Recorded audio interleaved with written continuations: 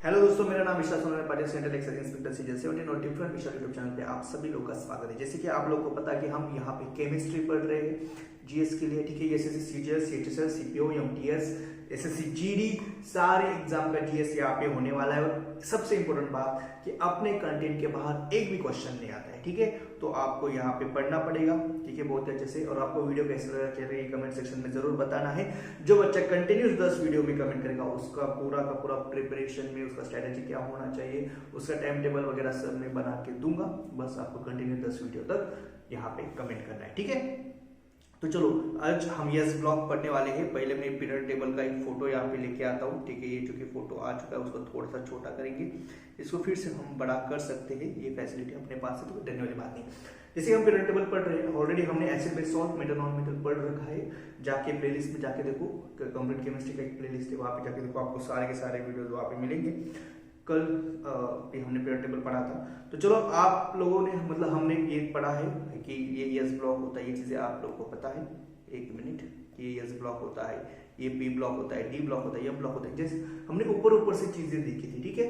आज हम थोड़ा डिटेल में देखने वाले हैं यस ब्लॉक को लेके, ठीक है। हर एक एलिमेंट का यहाँ पे हम पढ़ने वाले। ये यस ब्लॉक होता है। ये जो ग्रुप 1 होता है, ग्रुप 2 होता है। जो वर्टिकल लाइन होती है उसे ग्रुप कहा जाता है, ठीक है। So this is first group, this is second group, okay. These two groups are in S block. ये दो ग्रुप भैया यस ब्लॉक में होते हैं, ठीक है।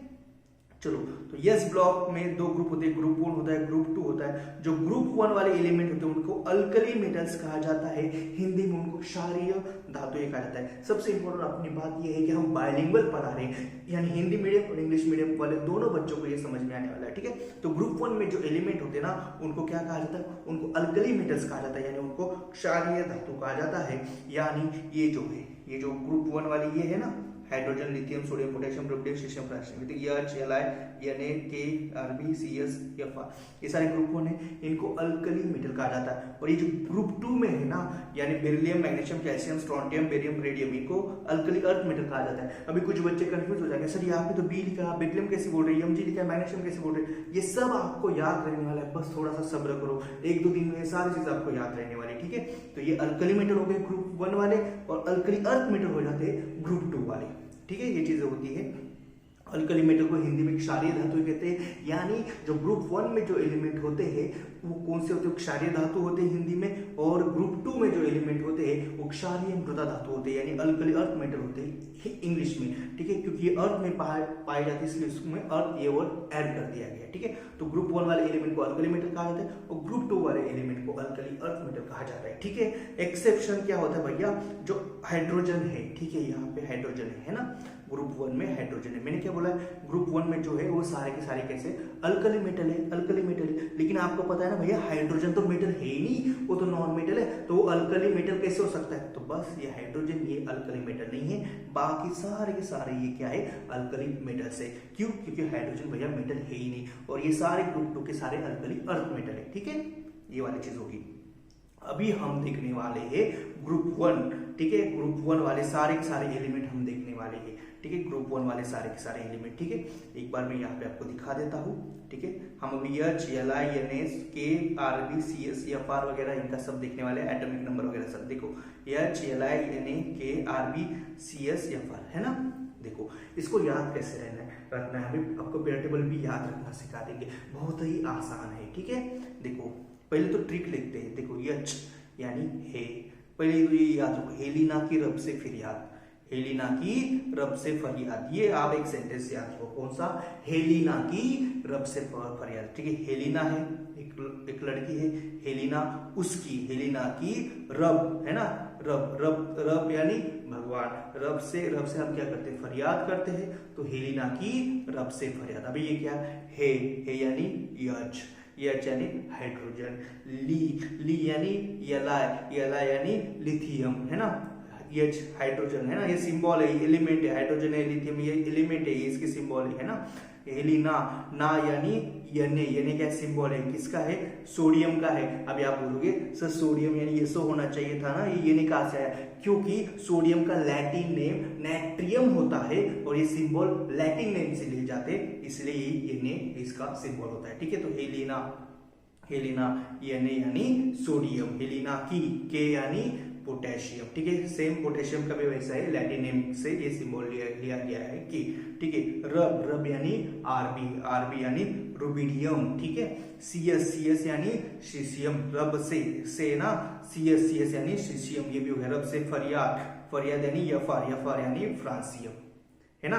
तो ऐसे सारे यस ग्रुप में जो फर्स्ट ब्लॉक में जो फर्स्ट ग्रुप है, जो अल्कली मेटल जिसको कहा जाता है फर्स्ट ग्रुप को, उसके सारे एलिमेंट ऐसे याद रह जाएगी। ठीक है, हेलिना की रब से फरियाद, हेलिना की रब से फरियाद, ऐसे आपको याद रखना है। H यानी हाइड्रोजन, L यानी लिथियम, N यानी सोडियम, K यानी पोटेशियम, R यानी रुबिडियम, CS यानी सीसियम और FR यानी फ्रांसियम, ये आपको याद रखना है। ठीक है, मैं आपको यहाँ पे भी बता देता हूँ पीरियड टेबल में। देखो, हेलिना की रब से फरियाद, H यानी हाइड्रोजन, L यानी लिथियम, N यानी सोडियम, K यानी पोटेशियम, R यानी रुबिडियम, CS यानी सीसियम, FR यानी फ्रांसियम। अभी समझ में आ गया ना कि मैं यला यानी लिथियम क्यों बोलता था, क्योंकि लिथियम एलिमेंट है, उसका सिंबल यला है। मैं यानी सोडियम क्यों बोलता था कि सोडियम नाम है, सिंबल उसका यानी है। के यानी पोटेशियम है, R यानी रुबिडियम है, CS यानी सीसियम एलिमेंट है, उसका सिंबल CS है। वैसे FR यानी फ्रांसियम एलिमेंट है, उसका सिंबल FR है। ठीक है, अभी ये तो हो गया, आपको पूरा का पूरा ग्रुप 1 याद हो गया इस ट्रिक की वजह से। ये ट्रिक आपको याद रखनी, कौन सी, हेलिना की रब से फरियाद। ठीक है, ये hydrogen, lithium, sodium, potassium, rubidium, caesium, francium, ये सारा का सारा याद रह गया। अभी भैया इनके एटॉमिक नंबर हमें याद रखने, हम बहुत बढ़िया तरीके से पढ़ रहे, पता है, बहुत बढ़िया तरीके से पढ़ रहे, इसलिए हमारा एक भी क्वेश्चन रॉन्ग नहीं होने वाला। भैया अभी एटॉमिक नंबर हम कैसे याद रखेंगे, जैसे कि लास्ट वाले लेक्चर में मैंने आपको बताया था कि ग्रुप 1 में कितने एलिमेंट होते हैं, ये बताया था ना मैंने आपको। ग्रुप 1 में 2 एलिमेंट होते हैं, ग्रुप 2 में भैया 8 एलिमेंट होते हैं, ग्रुप 3 में भी 8 एलिमेंट होते हैं, ग्रुप 4 में 18 एलिमेंट होते हैं, ग्रुप 5 में 18 एलिमेंट होते हैं, ग्रुप 16 में 32 6 में ग्रुप सॉरी ये पीरियड है, पीरियड 1 में 2 एलिमेंट, पीरियड 2 में 8, पीरियड 3 में 8, पीरियड 4 में 18, पीरियड 5 में 18, पीरियड 6 में 32 यानी 32 और पीरियड 7 में भी 32 एलिमेंट्स। ये हमने ऑलरेडी कल के लेक्चर में आपको बताया था कि हर एक पीरियड में कितने एलिमेंट्स होते हैं। उसी का सहारा लेते हुए अभी हम एटॉमिक नंबर याद रखने वाले हैं। ठीक है, जैसे कि आप सभी लोगों को पता होगा कि भैया हाइड्रोजन तो फर्स्ट है ना, हाइड्रोजन फर्स्ट होता है पीरियड टेबल में, ये मैंने बताया ऑलरेडी। तो भैया उसका एटॉमिक नंबर उसका 1 रहेगा, ये भी आप लोगों को पता होगा, है ना। तो नहीं पता होगा तो अब पता करो, तो हाइड्रोजन का एटॉमिक नंबर कितना होता है, 1 होता है। और जैसे कि मैंने आप लोगों को बताया था कि भैया फर्स्ट पीरियड में कितना होता है, 2 एलिमेंट होता है, ये ऑलरेडी हमने कल के लेक्चर में देखा था। तो जैसे हम फर्स्ट पीरियड से सेकेंड पीरियड में जा रहे हैं, है ना, हाइड्रोजन तो फर्स्ट पीरियड में, पीरियड यानी क्या होता है, हॉरिजॉन्टल लाइन को पीरियड कहा जाता है। जैसे हम फर्स्ट पीरियड से सेकेंड पीरियड में जा रहे हैं, यानी हमें क्या करना है, यदि हमें लिथियम का एटॉमिक नंबर चाहिए, जैसे कि हाइड्रोजन का पता है, यदि लिथियम का नहीं पता है, ठीक है, एक ट्रिक बता रहा हूँ याद रखने की। ठीक है, तो भैया फर्स्ट पीरियड से हम सेकंड पीरियड जा रहे हैं, फर्स्ट पीरियड में कितने एलिमेंट होते हैं, 2 ना, तो एक में 2 ऐड कर दो, तो भैया आ गया ना लिथियम का। ये दिख रहा है कि आपको, ये ऊपर एटॉमिक नंबर लिखा होता है, तो लिथियम का एटॉमिक नंबर 3 आ गया, है ना। वैसे ही सेकेंड पीरियड में आपको पता है ना, देखो फर्स्ट पीरियड देखो 2 8 8 18 18 32 32, ऐसा आपको याद रखना है, 2 8 8 18 18 32 32, है ना, 2 8 8 18 18 32 32, ये आपको याद रखना है, बस सिंपल है ना, 2 8 8 18 18 32 32। ठीक है, तो भैया सेकेंड पीरियड में कितना होता है भैया, उसमें होता है 8 एलिमेंट होता है। ठीक है, तो जैसे कि हम सोडियम कौन से पीरियड में, थर्ड पीरियड में, यानी हम लिथियम से सोडियम के पास जा रहे हैं, यानी हम सेकेंड पीरियड से थर्ड पीरियड के पास जा रहे हैं। तो सेकेंड पीरियड में कितना होता है, 8 होता है ना, तो सेकेंड पीरियड में 8 होता है, लिथियम के एटॉमिक नंबर 3 है, तो यदि सोडियम का हमें एटॉमिक नंबर निकालना है, तो इस 3 में हमें 8 यानी 8 ऐड करना पड़ेगा, तो 3 + 8 11, तो सोडियम का एटॉमिक नंबर क्या होता है भैया, 11 होता है। ठीक है, वैसे ही अभी ये, ठीक है, पोटेशियम कौन सा है, फोर्थ पीरियड में है। यदि हमें पोटेशियम का यानी के का एटॉमिक नंबर निकालना है, सोडियम का एटॉमिक नंबर हमें तो पता चल गया 11 है। ठीक है, और थर्ड जो पीरियड है उसमें कितने, अरे यार ये क्या हो गया, ठीक है कोई बात नहीं, थर्ड जो एलिमेंट है, थर्ड जो पीरियड है उसमें कितना होता है, हमें तो पता है 8 एटॉमिक नंबर होता है। यदि हमें सोडियम से पोटेशियम के पास जाना है तो इसमें 11 में 8 ऐड करना पड़ेगा, क्योंकि थर्ड पीरियड में 8 एलिमेंट है, तो 11 + 8 19। वैसे ही यदि हम पोटेशियम से रुबिडियम के पास जा रहे हैं, ये फोर्थ पीरियड है, फोर्थ पीरियड में 18 एलिमेंट्स होते हैं, ये आपको पता है, तो 19 में 18 ऐड कर दो 37। वैसे ही रुबिडियम के नीचे क्या होता है सीसियम, रुबिडियम से हमें सीसियम के पास जाना है। रुबिडियम जिस पीरियड में उसमें 18 एलिमेंट है तो फिर से हमें 37 में 18 ऐड करना पड़ेगा, यानी 55 बन गया। तो सीसियम का एटॉमिक नंबर 55 हो गया। वैसे ही सीसियम के नीचे क्या होता है, फ्रांसियम होता है। और सीसियम कौन से पीरियड में, 6 पीरियड में है, और 6 पीरियड में 32 एलिमेंट्स होते हैं। तो भैया 55 में 32 ऐड करेंगे तो फ्रांसियम का भी एटॉमिक नंबर आ जाएगा जो कि है 87। ठीक है, इस ट्रिक से हम सारे के सारे एटॉमिक नंबर याद कर सकते हैं ग्रुप 1 में जितने भी एलिमेंट्स है ना। हाइड्रोजन का एक एटॉमिक नंबर, ठीक है, यहाँ पे लिखा है हाइड्रोजन का 1 है, लिथियम का 3 है, सोडियम का 11 है, पोटेशियम का 19 है, रुबिडियम का 37 है, सीसियम का 55 है और फ्रांसियम का 87 है। कैसे करना है, क्या करना है, ये मैंने सारी चीजें आपको अच्छे से बता दी है। ठीक है, तो ये चीजें आपको याद रखना है। ठीक है, ये ट्रिक हेलिना के रब से पर है। तो hydrogen, lithium, sodium, potassium, rubidium, caesium, francium, उसके एटॉमिक नंबर भी मैंने आपको कैसे याद रखना है ये मैंने आपको बता दिया है। ठीक है, आपको ये अभी करना पड़ेगा। ठीक है, अभी हम हर एक एलिमेंट जो कि ग्रुप 1 में है ना, ये सारे ग्रुप 1 के एलिमेंट है ना, ग्रुप 1 के सारे जो एलिमेंट्स है, हर एक एलिमेंट का हम कुछ जो एग्जाम पॉइंट ऑफ व्यू से इंपॉर्टेंट है वो सारी चीजें अभी पढ़ने वाले। जैसे कि हाइड्रोजन के बारे में हम पहले पढ़ते हैं। भैया हाइड्रोजन, इसे आवारा तत्व कहा जाता है, इसको यानी इंग्लिश में नोटोरियस एलिमेंट कहा जाता है, नोटोरियस एलिमेंट। ठीक है, आवारा तत्व कहा जाता है। क्यों कहा जाता है भैया इसे आवारा तत्व, क्योंकि ये क्या है ना, ये ग्रुप 1 में, जैसे ये देखो यहाँ पीरियड टेबल है ना, इसको ग्रुप 1 में रखा है। बट भैया इसकी केमिकल प्रॉपर्टीज नहीं का ग्रुप 17 से भी मिलती जुलती है। ये ग्रुप 17 है इधर, है ना, ये ग्रुप 18 लास्ट वाला ग्रुप है, ये ग्रुप 17 है। तो भैया ये ग्रुप 1 के जैसे भी रहता है, ये ग्रुप 17 के जैसे भी रहता है। तो साइंटिस्ट कंफ्यूज होते हैं, इसको ग्रुप 1 में रखा जाए या ग्रुप 17 में रखा जाए, यानी ये भैया आवारा है ना, इसको कहाँ रखा समझ में नहीं आ रहा है, यानी ये आवारा तत्व यानी नोटोरियस एलिमेंट है। ठीक है, बट हम इसको ग्रुप 1 में रखते हैं। इसको आवारा तत्व बस इसलिए कहा जाता है भैया ये है तो ग्रुप 1 है ना, ग्रुप 1 में है तो भैया मेटल होना चाहिए, लेकिन हाइड्रोजन मेटल है क्या, नहीं, नॉन मेटल है, यानी ग्रुप 17 की जैसे ये कर रहा है। केमिकल प्रॉपर्टीज भी इसकी ग्रुप 17 की जैसे होती है, इसीलिए कंफ्यूजन होने की वजह से उसको क्या बोला जाता है, भैया तुम नोटोरियस, तुम आवारा तत्व यार, तुम्हारा समझ में नहीं आ रहा है, तुम्हें कहाँ रखा जाए, है ना। तो ये होता है हाइड्रोजन के साथ। ठीक है, इसे आवाज इसको ग्रुप 1 ग्रुप 17 दोनों तरह रख सकते हैं। ठीक है, ये चीज होगी। और हाइड्रोजन में सबसे इंपॉर्टेंट बात होती है कि हाइड्रोजन में एटॉमिक नंबर और एटॉमिक मास, ठीक है, एटॉमिक नंबर और एटॉमिक मास हाइड्रोजन का दोनों का सेम है। एटॉमिक नंबर पे हाइड्रोजन का 1 है और उसका एटॉमिक मास भी हाइड्रोजन का 1 है। मैंने ऑलरेडी पढ़ा के भी रखा है वैसे आपको। ठीक है, नॉर्मली क्या होता है, जो एटॉमिक मास होता है ना उसको हिंदी में परमाणु भार कहा जाता है, और एटॉमिक नंबर है उसको हिंदी में परमाणु संख्या कहा जाता है। नॉर्मली ये होता है कि एटॉमिक मास जो होता है ना वो एटॉमिक नंबर से ज्यादा होता है, नॉर्मली ऐसा होता है। मतलब हाइड्रोजन को छोड़ के सारे बाकी जितने भी आप एलिमेंट देखोगे उसमें एटॉमिक मास ज्यादा होता है एटॉमिक नंबर से। बट हाइड्रोजन एक्सेप्शन है, ओनली हाइड्रोजन में ये होता है कि एटॉमिक नंबर और एटॉमिक मास दोनों सेम होते हैं।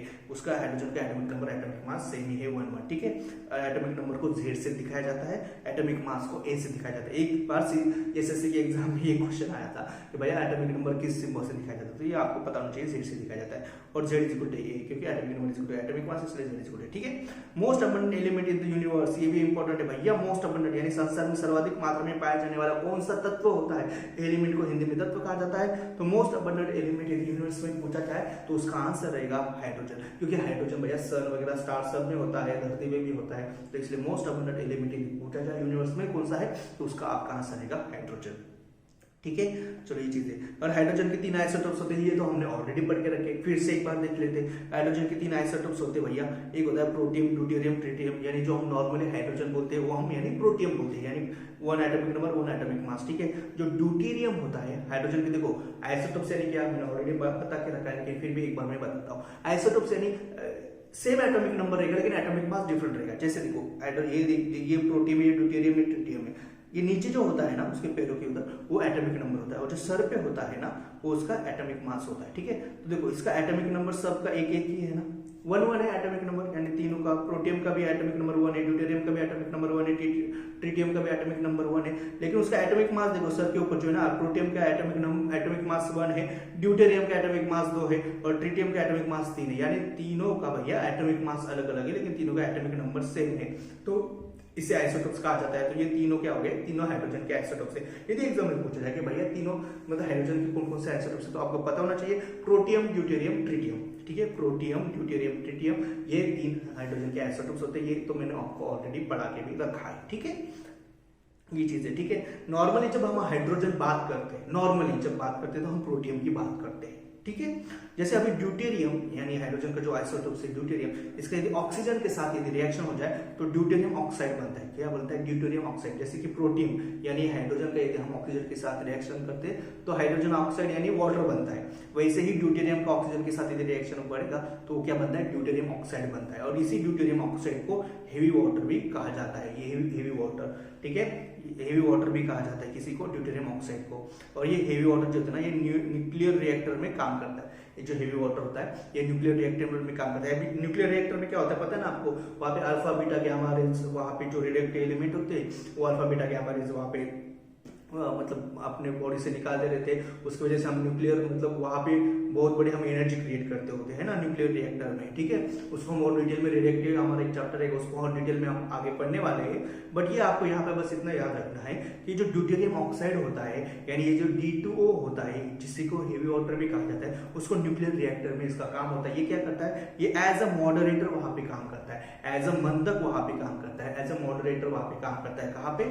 ये न्यूक्लियर रिएक्टर में। Okay, this deuterium oxide D2O it works as moderator in nuclear reactor. बस ये चीज आपको याद रखनी है, कैसे करता है क्या करता है ये हम आगे देखेंगे, ठीक है। अभी ये जो ट्रिटियम है ना, ये जो ट्रिटियम है जो कि हाइड्रोजन का ये जो आइसोटोप है ट्रिटियम, ये रेडियोएक्टिव आइसोटोप है, ठीक है। तो आपको याद रखना है यदि एग्जाम में पूछा जाए कि भैया कौन सा आइसोटोप, कौन सा हाइड्रोजन का आइसोटोप रेडियोएक्टिव है, रेडियोएक्टिव आइसोटोप है, तो आपको याद रखना है ट्रिटियम ये एक रेडियोएक्टिव आइसोटोप है, ठीक है भैया। ये भी हो गया। अब हाइड्रोजन गैस, हाइड्रोजन गैस ये सबसे हल्की गैस है। The lightest gas in the universe is hydrogen gas. ये आपको याद रखना है। लाइटेस्ट तो रहेगी भैया, एटॉमिक नंबर उसका 1 है, एटॉमिक मास 1 है, तो उसका ये सबसे लाइटेस्ट रहेगी, है ना। तो लाइटेस्ट गैस यदि पूछा जाए भैया कौन सी है तो आपका आंसर रहेगा हाइड्रोजन गैस। देन हाइड्रोजन ज्वलनशील होता है, मतलब फ्लेमेबल बोलते हैं ना, मतलब हाइड्रोजन जलता है, हाइड्रोजन फ्लेम देता है, हाइड्रोजन जलता है, ठीक है। तो हाइड्रोजन ज्वलनशील होता है। हाइड्रोजन गैस बेस्ट फ्यूल है। अभी हम फ्यूल में क्या देखते हैं? कोल वगैरह यूज करते हैं ना, फ्यूल में लकड़ी वगैरह सब वो चीजें यूज करते हैं, पेट्रोल यूज करते हैं, डीजल यूज करते हैं। वैसे ही हाइड्रोजन गैस भी फ्यूल में एज अ फ्यूल हम यूज कर सकते हैं। और ये बेस्ट फ्यूल है, बेस्ट फ्यूल है। क्यों? क्योंकि भैया ये हीट एनर्जी लाइट तो बहुत ज्यादा देता है, बहुत ज्यादा हीट देगा, बहुत ज्यादा लाइट देगा, बहुत ज्यादा एनर्जी देगा, लेकिन पोल्यूशन बहुत कम देता है। जब अपर यानी ऊपर यदि हमने एरो दिखाया ना, यानी ये ज्यादा वाले, नीचे एरो है ना यानी ये कम वाले, तो भैया पोल्यूशन बहुत कम देता है। कौन सा भैया? Hydrogen gas. लेकिन हीट एनर्जी लाइट तो बहुत ज्यादा देता है। तो ये चीजें आपको याद रखनी है कि भैया हाइड्रोजन गैस बहुत बढ़िया फ्यूल है, बेस्ट फ्यूल है। क्यों? क्योंकि हीट एनर्जी लाइट बहुत ज्यादा देता है और पोल्यूशन बहुत कम देता है। ये चीजें आपको याद रखनी। और हाइड्रोजन गैस जो है ना, इसको फ्यूचर फ्यूल भी कहा जाता है, फ्यूचर फ्यूल, क्योंकि इसको फ्यूचर में हम बहुत यूज करने वाले हैं हाइड्रोजन गैस का, ठीक है। बाकी सब पेट्रोल डीजल खत्म हो जाएगा ना, तो इसका बहुत यूज होने वाला है, ठीक है। इस पे रिसर्च चल रहा है। इसलिए यदि आपको पूछा जाए कि भैया फ्यूचर फ्यूल कौन सा है, तो आपको याद रखना है हाइड्रोजन गैस को फ्यूचर फ्यूल कहा जाता है। और ये स्मोक फ्री फ्यूल है, इसमें से स्मोक नहीं आती। जैसे कि अभी हम लकड़ी वगैरह हम जलाएंगे, है ना, कोल जलाएंगे, ये सारी चीजें जलाएंगे ना, तो उससे स्मोक निकलती है, उससे धुआं निकलता है जो कि पोल्यूशन क्रिएट करता है। बट हाइड्रोजन गैस को आप जलाओगे तो उससे पोल्यूशन नहीं निकलेगा, उससे स्मोक नहीं निकलेगा। इसलिए इसको क्या बोला जाता है भैया? ये स्मोक फ्री फ्यूल है। ये चीज आपको याद रखनी है, ठीक है। तो हाइड्रोजन के बारे में इतना चीज आपको याद रखना है। अभी हाइड्रोजन के नीचे कौन सा था? लिथियम था, है ना। देखो अभी हाइड्रोजन हो गया, हाइड्रोजन के नीचे कौन सा है? लिथियम। हेलिना की रब से फरियाद, है ना, ली आ गया ना, लिथियम, ठीक है। अभी लिथियम के बारे में हम बात करेंगे भैया। ये सबसे हल्की धातु है, लाइटेस्ट मेटल। क्यों? कि देखो भैया मैं आपको एक्सप्लेन करता हूं, बस आपको पहले तो ये याद रखना है कि the lightest metal in the universe is lithium. कैसे भैया? देखो पीरियड टेबल देखो, फर्स्ट हाइड्रोजन है, ये क्या है? ये नॉन मेटल है। यदि ये नॉन मेटल नहीं होता तो ये लाइटेस्ट मेटल हो जाता है भैया, बट ये क्या है? ये तो नॉन मेटल है। उसके बाद 2 नंबर पे कौन सा आता है? हेलियम, ये भी तो नॉन मेटल है ना। फिर 3 नंबर पे कौन सा था? लिथियम, ये पहला मेटल होता है ना। तो इसलिए सबसे लाइटेस्ट यदि मेटल पूछा जाए आपको तो आपका आंसर रहेगा लिथियम। सिंपल है, ठीक है। सबसे हल्की धातु या लाइटेस्ट मेटल कौन सी होती है? लिथियम होती है। और ये बैटरी बनाने में काम आती है। जैसे कि आप लोग को पता है कि अभी हम क्या करने वाले हैं, नेक्स्ट कमिंग ईयर्स में हम इलेक्ट्रिक कार्स, अभी भी स्टार्ट हो चुका है एक्चुअली, और फ्यूचर में हमें ज्यादा ये करने के हमें इलेक्ट्रिक कार्स वगैरह बनाने हैं, क्योंकि पेट्रोल डीजल खत्म हो रहा है। तो उसमें जो बैटरी होती है ना, उसमें लिथियम का बहुत उपयोग होता है। तो लिथियम बहुत इंपॉर्टेंट एलिमेंट है, ठीक है। ये चीज आपको याद रखनी है। और अभी भी जो बैटरी बनाते हैं उसमें लिथियम का उपयोग किया जाता है। तो भैया लिथियम का यूज होता है, बैटरी बनाने में यूज होता है। और ये लाइटेस्ट मेटल होता है लिथियम, ठीक है। चलो अभी हेलिना, ना यानी सोडियम, ठीक है। थर्ड एलिमेंट कौन सा है भैया? ग्रुप 1 में सोडियम है। सोडियम एक क्या है? सबसे सॉफ्ट मेटल है, सबसे सॉफ्ट, बहुत ही मतलब पनीर से थोड़ा सा हार्ड, इतना सॉफ्ट होता है। पनीर कितना सॉफ्ट होता है ना, उस तरह से ये भैया तुम्हारा सोडियम सॉफ्ट होता है। और इसको नाइफ से इजीली काट सकते हैं भैया, चाकू से आप काट सकते हो सोडियम को। भैया मेटल है ना, मेटल जैसे हम सोचते हैं तो हमें क्या नजर आता है भाई, आयरन वगैरह ऐसा मेटल नजर आता है। ये भी मेटल है सोडियम, लेकिन इसको आप चाकू से काट सकते हो। ठीक है, ये बहुत सॉफ्ट होता है। ठीक है, तो सोडियम के बारे में ये वाला पहला तो आपको पता होना चाहिए। सोडियम लैंप में येलो रंग की ज्वाला निकलती है due to sodium. If you have seen the sodium lamp, there will be yellow flame through sodium lamp. That yellow flame is because of sodium.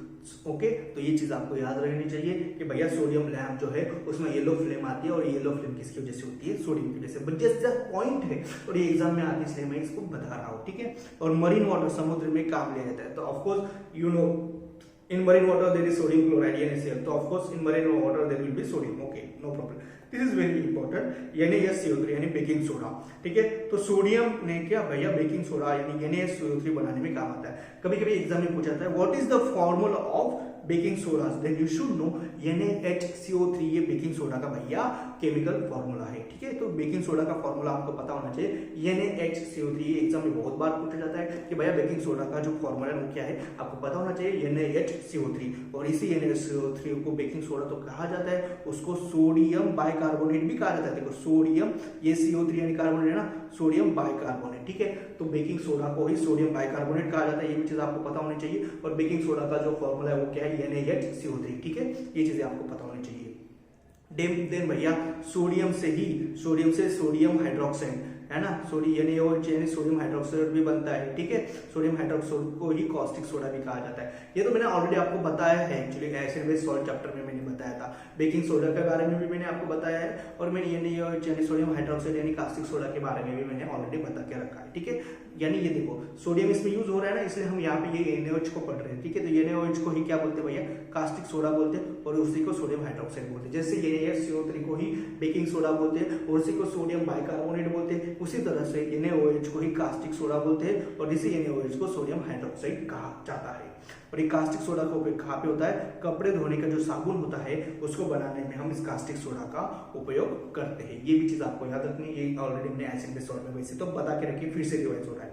ठीक है, अभी हेलिना की यानी भैया पोटेशियम है ना, पोटेशियम। अभी पोटेशियम के बारे में पढ़ेंगे भैया। इट इज एक्सप्लोजिव एलिमेंट, यानी विस्फोटक, इसका विस्फोट हो जाता है, ये एक्सप्लोजिव एलिमेंट है। ठीक है, यदि आपने पोटेशियम बाहर रखा ना भैया, ये विस्फोट करता है, जल जाता है। और ये भी सोडियम की जैसे सॉफ्ट मेटल है, तो सोडियम और पोटेशियम दोनों बहुत रिएक्टिव होते हैं। दोनों मतलब यदि आप बाहर रखेंगे ना तो भैया आग लगा देते हैं, ये जो सोडियम और पोटेशियम होता है। इसलिए इन दोनों को सोडियम और पोटेशियम दोनों को कहाँ पे रखा जाता है भैया, केरोसिन तेल में रखा जाता है। That's why because sodium and potassium are very reactive, they are highly reactive, that's why we put sodium and potassium in kerosene oil. ठीक है, इसको केरोसिन ऑयल में रखा जाता है। तो ये भी पोटेशियम की बात होगी। अभी हेलिना की रब यानी रुबिडियम के बारे में पूछेंगे। तो भैया रुबिडियम में बस एक पॉइंट आपको याद रखना है, ये स्किन इन्फेक्शन करता है।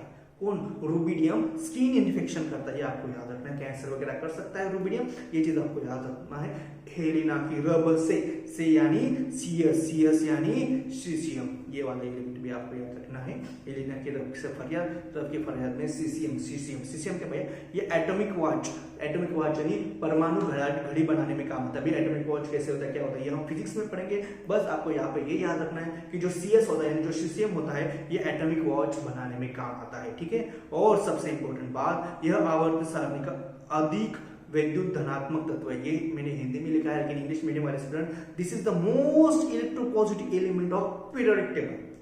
यदि आपको एग्जाम में क्वेश्चन पूछा जाए कि भैया पीरियोडिक टेबल का the most electropositive element of periodic table कौन सा रहेगा, तो आपका आंसर रहेगा सीसियम। ओके, ये आवर्त सारणी यानी पीरियोडिक टेबल का अधिक वैद्युत धनात्मक तत्व है।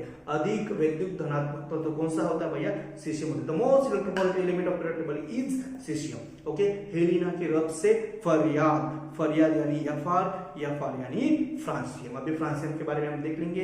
It is a radioactive element. Francium में क्या होता है, ये एक रेडियोएक्टिव तत्व है। ठीक है, तो भैया ये यस ब्लॉक अभी हम पढ़ रहे हैं। यस ब्लॉक में दो ग्रुप होते हैं, ग्रुप 1 और ग्रुप 2। उसमें से जो ग्रुप 1 है उसको अल्कली मेटल कहा जाता है, और ग्रुप 1 में जो है hydrogen, lithium, sodium, potassium, rubidium, caesium, francium, ये सारे एलिमेंट को हमने देख लिया। अभी हम नेक्स्ट लेक्चर में ग्रुप 2 के बारे में पढ़ेंगे, उसके बाद हम पी ब्लॉक पढ़ेंगे, डी ब्लॉक पढ़ेंगे, ब्लॉक पढ़ेंगे और पूरा टेबल खत्म करेंगे, बहुत बढ़िया तरीके से पढ़ेंगे और एग्जाम में इसके बाहर एक भी क्वेश्चन नहीं रहेगा, ये मेरा वादा है। आपको कमेंट करते रहना है, आपको वीडियो को लाइक शेयर जरूर करते रहना है, क्योंकि बहुत सारे बच्चे बहुत कंफ्यूजन में है कि भैया जीएस का कैसे प्रिपरेशन करें, लेकिन हम यहाँ पे बढ़िया तरीके से कंटेंट ला रहे हैं, बस आपका सपोर्ट चाहिए। ठीक है, फिर चलो फिर आपके दोस्तों को जरूर बता देना है आपको। और यदि आपको नोट चाहिए तो कमेंट सेक्शन में और डिस्क्रिप्शन बॉक्स में मेरा व्हाट्सएप नंबर है, फ्री में मैं आपको नोट्स प्रोवाइड करके दूंगा। ठीक है, फिर चलो फिर थैंक यू सो मच।